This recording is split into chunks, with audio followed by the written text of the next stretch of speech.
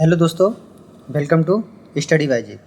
तो आज से हम स्टार्ट करने वाले हैं जो मैथ की ट्रिक होती हैं अलग अलग टॉपिक की।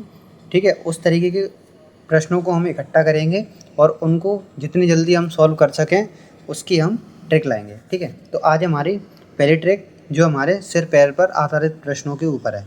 जैसे कि पूछा जाता है, जैसे किसानों के पास कुछ गाय मुर्गी हैं, सिरों की संख्या 50 है और पैरों की संख्या 160 है, तो उसमें पूछा जाता है कि गाय की संख्या कितनी है, मुर्गों की संख्या कितनी है। तो इस तरीके के प्रश्नों को आज हम सॉल्व करने वाले हैं। ठीक है, तो चलिए शुरू करते हैं। पहला क्वेश्चन है हमारा, एक किसान के पास कुछ गाय व कुछ मुर्गे हैं। यदि सिरों की संख्या 50 है और पैरों की संख्या 160 है तो किसानों के पास कितनी गाय पूछा है। तो ऐसे क्वेश्चनों को सॉल्व करने की हमारी ट्रिक होती है, वो होती है हमारी कि पैर जो होते हैं उनको हम 2 से भाग करेंगे, यानी कि पैरों को हम आधा करके सिरों को उसमें से माइनस कर देंगे। ये हमारी ट्रिक होती है। और ये हमेशा आंसर आता है किस चीज़ का, जिसके पैर ज़्यादा होते हैं। यानी कि इनमें पैर कितने, एक तो गाय है और मुर्गे हैं। मुर्गे के 2 पैर होते हैं, गाय के होते हैं 4। तो ज़्यादा पैर किसके होते हैं, गाय के। तो ये जो आंसर निकल के आएगा वो ज़्यादा पैर वालों का आंसर निकल के आएगा, यानी कि ये गाय का निकल के आएगा। और पूछा भी हमसे गाय का ही है कि गाय के पास किसान के पास कितने गाय हैं। तो इसको हम सॉल्व करेंगे। जैसे पैर हैं, पैर कितने हैं, तो 160 हैं। तो टोटल 160 पैर हो गए हमारे। तो पैरों को जब हम आधा करेंगे यानी कि 2 से भाग करेंगे, और सिर कितने हैं हमारे, 50 सिर हैं, सिरों को हम माइनस कर देंगे। इसको जब हम सॉल्व करेंगे तो इसकी जगह पे आ जाएगा हमारा 80 और माइनस 50। ठीक है, 80 में से 50 माइनस करेंगे तो हमारा निकल के आ जाएगा 30। तो ये 30 हमारा किस चीज़ का आंसर निकल के आया है, ज़्यादा पैर वालों का। ज़्यादा पैर किसके होते हैं, गाय के। और पूछा भी हमसे क्या है, गाय ही पूछा है, तो हमारा यही सही आंसर हो जाएगा।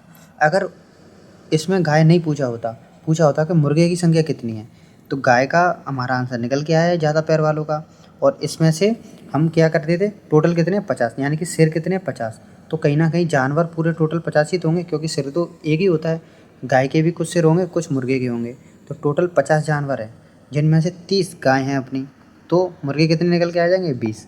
तो इस तरीके से अगर मुर्गे पूछता तो उसका भी आंसर हम बता देते। ठीक है, तो ये आपको सिंपल समझ में आ गया होगा। एक और क्वेश्चन लेके देखते हैं, जो है एक किसान के पास कुछ गाय व कुछ मुर्गे हैं। यदि सिरों की संख्या 48 है और पैरों की संख्या 120 है।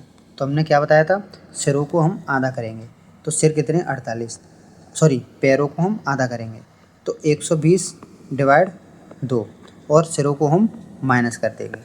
ठीक है, तो ये हमारा निकल के आ जाएगा 60 माइनस 48। जब हम इसको माइनस करेंगे तो ये हमारा क्या निकल के आ जाएगा, 10 में से 8 घटाएंगे तो 2 आ जाएगा, 5 में से 4 घटाएंगे तो 1 आ जाएगा।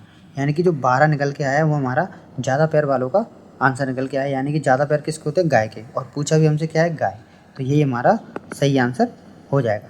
अगर हमसे मुर्गे का पूछता तो जो सिर है ना टोटल, उसमें से हम गाय के आंसर को माइनस कर देते तो हमारे मुर्गों की संख्या निकल के आ जाती।